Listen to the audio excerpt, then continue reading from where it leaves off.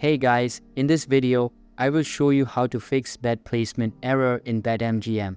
Alright, so let's begin with the video. First of all, open your web browser. Then on the search bar, type in betmgm.com. Once you type in that, press enter and then it will ask you to select a location. So from this list, select your location carefully and then it will take you to this space.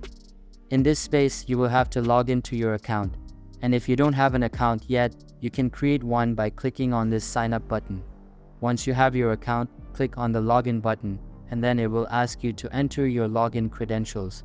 Once you enter those, click on this login button and in case if you have forgotten your password, you can click on this link to reset it. Once you are logged in, click on your profile at the top right corner. Now from this menu, click on this option where it says Help Center and then click on FAQ and Customer Care. After that, click on this Contact Us button and then select Email. Now it will ask you to enter your email address, subject and describe your problem. Once you have entered your email address, enter your subject as unable to play. Now in this text area, explain your problem.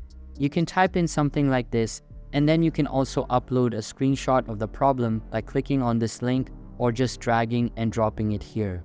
Once you have done so, click on the submit button and your application will be submitted.